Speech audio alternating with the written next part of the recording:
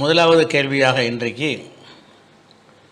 ஒரு தந்தைக்கு ஒரு மனைவி மற்றும் 2 மகள்கள், ஒரு மகன், மூவருக்கும் திருமணங்கள் முடிந்து பேரப்பிள்ளைகளும் உள்ளனர். மனைவி சில வருடங்கள் முன்பே இறந்துவிட்டார். ஒரு ஆண் மகனும் தந்தை இறப்பதற்கு 2 ஆண்டுகளுக்கு முன்பே இறந்துவிட்டார். தனது மகன் தனக்கு முன்பே விட்ட காரணத்தினால் மகன் வழி பேரனுக்கு தனது சொத்தில் 2/3 பாகத்திற்கு மேல் தானமாக எழுதியும் கொடுத்துவிட்டார்.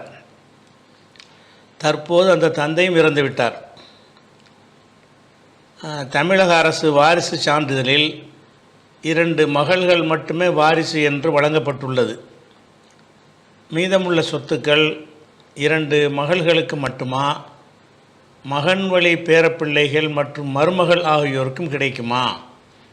எந்தெந்த விகிதங்களில் யார் யாருக்கு பாகம் சேரும்? அபு ஜுமைல், ஐக்கிய அரபு அமீரகம். இவர் என்ன கேட்குறாருன்னா, ஒருத்தருக்கு உசுரோடு இருக்கும் பொழுதே மகன் முன்னாடி இறந்துட்டார். மகன் இறந்தவொன்னு இவர் என்ன செய்கிறாருன்னா, மகன் வீட்டு பிள்ளைகளுக்கு கொஞ்சம் சொத்துக்களை தானமாக கொடுத்துட்டார். அதுக்கு உரிமை இருக்குது. அவருடைய மனைவி இப்போ இறந்து போயிட்டாங்க. இப்போ அவருடைய பிள்ளை வாரிசுன்னு எடுத்துக்கிட்டிங்கன்னா 2 பொம்பளை பிள்ளைங்க தான் இருக்குது. ஏன்னா ஆம்பளை பிள்ளை முன்னாடி மூத்தா போயிட்டதுனால அவருடைய பிள்ளைகளுக்கு இவர் தானமாக எழுதி கொடுத்த காரணத்தினால 2 மகள்கள் தான் இப்போ இருக்கிறாங்க.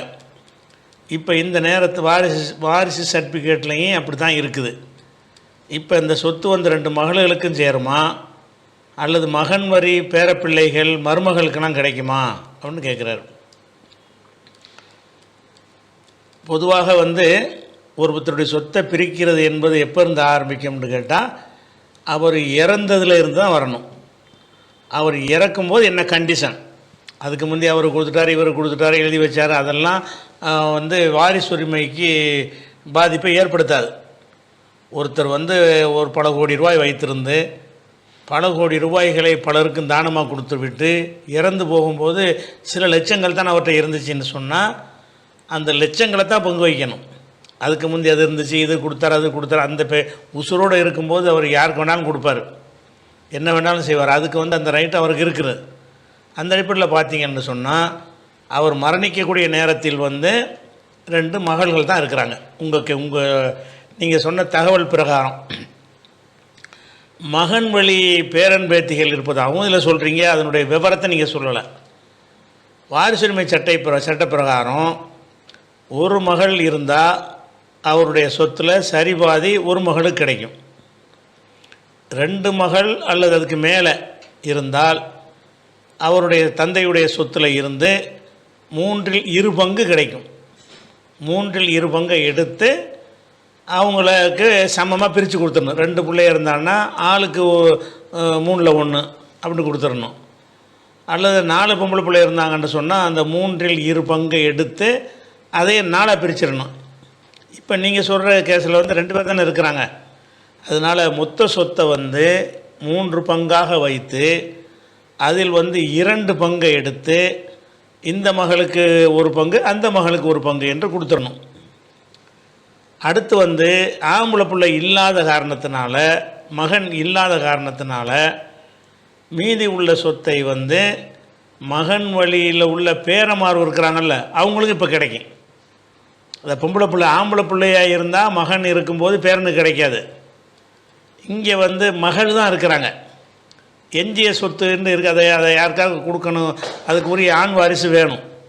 இப்போ ஆண் வாரிசு இல்லாமல் இருக்கிறதுனால அந்த மீதி 3 பங்கு வச்சு 1 பங்கு இருக்குல்ல, அந்த 1 பங்கு யாருக்கு வரும்னு கேட்டால் மகன் வீட்டு பேரப்பிள்ளைகளுக்கு வரும்.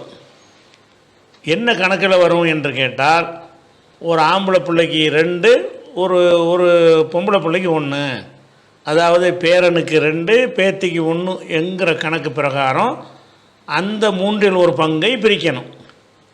அப்போ பேரன் எத்தனை பேத்தி எத்தனைங்கிறத நீ சேர்த்து சொல்லியிருந்தீங்கன்னா அதுக்கு சரியான கணக்கு போட்டு அதை சொல்லிடலாம்.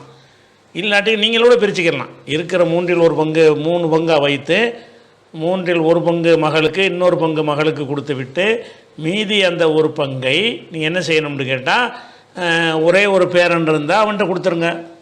2 பேரன் இருந்தால் ஆளுக்கு பாதியாக கொடுத்துருங்க. ஒரு பேரன் ஒரு பேத்தி இருந்தால் அதை 3 பங்காக வச்சு இவனுக்கு 2 அவளுக்கு 1 கொடுங்க. அது நீங்களாக பிரிச்சுக்கலாம். அது யார்ட்டையும் மார்க் அறிஞ்சிட்டு கேட்க வேண்டியதில்லை.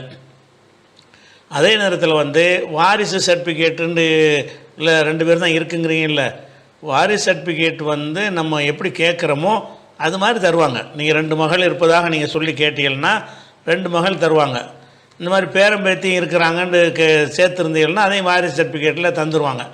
வாரிசு சர்டிஃபிகேட்டுங்கிறது நம்மளை அலட்சியம் ஆராய்ந்து யார் யார் இருக்கான்னு கண்டறிந்து தருவது இல்லை, கொடுக்குற தகவல் அடிப்படையில் தரக்கூடியது தான். அதனால் வாரிசு சர்டிஃபிகேட்டை நம்ம சேஞ்ச் பண்ண முடியும். அந்த மாதிரி சேஞ்ச் பண்ணி இவங்களும் வாரிசுகள் இருக்கிறாங்க அப்படின்னு சொல்லிட்டிங்கன்னா அது ஒரு பஞ்சாயத்து வராது. அல்லது மார்க் அடிப்படையில் இவங்க புரிஞ்சுக்கிட்டவங்களாக இருந்தாங்கன்னு சொன்னால் சர்டிஃபிகேட்டை தூக்கி போடுங்க, எங்களுக்கு பங்கு இருக்குது தாங்கன்னு கேட்கிட்டு இவங்களாக கொடுத்துட்டாங்கன்னா அது பஞ்சாயத்து இல்லை.